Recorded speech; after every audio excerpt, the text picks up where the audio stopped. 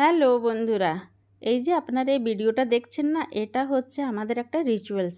হ্যাঁ, 4 মাস আগে আমার ভাসুর ছেলের বিয়ে হয়েছিল। আর আজকে প্রথমবার মেয়ের মা আমাদের বাড়ি এসছেন। তো যখন প্রথমবার মেয়ের মা বাড়ি এসছেন, তখন আমাদের এই রিচুয়ালসটা হয়, বিয়ান মিলন। তো দেখুন, প্রথমে আমপল্লব দিয়ে একে অপরকে জলটা দিল, তারপরে গালে দিয়েছিল হলুদ আর তেল, তারপরে গুড় খাওয়ালো, তারপরে জল আর গলা মিলন হলো। এটা হলো বিয়ান মিলন।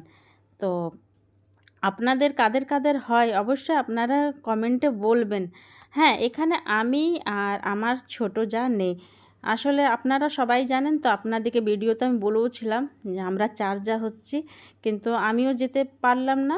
আর আমার ছোট যা গেছে বৃন্দাবন বেড়াতে। তো তাই আমরা দুজনা নেই, আর বড়দি আছে আর সেজো যা।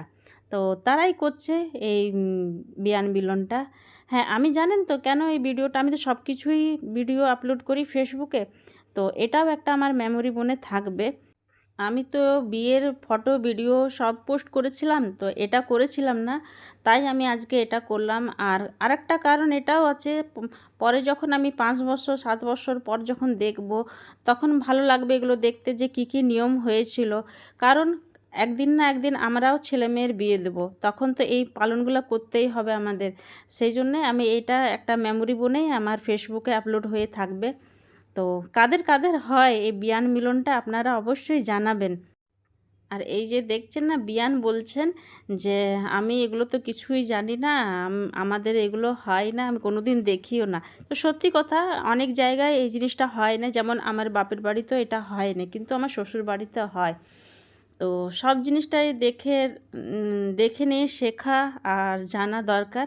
তো এই দেখুন, বড়দি আর বিয়ান গলা মিলন করছে এরা। এরপর আমার সেজো যাও আবার ওই সেম করবে। কিছুদিন আগে আমি একটা ভিডিও আপলোড করেছিলাম, আমার ছোট দেওরের মেয়ের যখন বিয়ে হলো, সেখানেও বিয়ান মিলন হয়েছিল। তো সেখানে আমি গেছিলাম রিসেপশনের দিনে। তো ওখানে বিয়ান মিলন হয়েছিল। কিন্তু আজ আমি একটু মিস করলাম বাড়িতে, এই রিচুয়ালসটাতে আমি থাকতে পারলাম না, না আমি থাকলাম না আমার ছোট যা।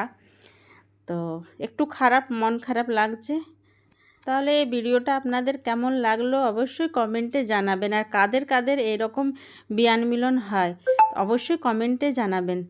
আবার দেখা হবে একটা নতুন ব্লগে। আপনারা ভালো থাকুন, সুস্থ থাকুন।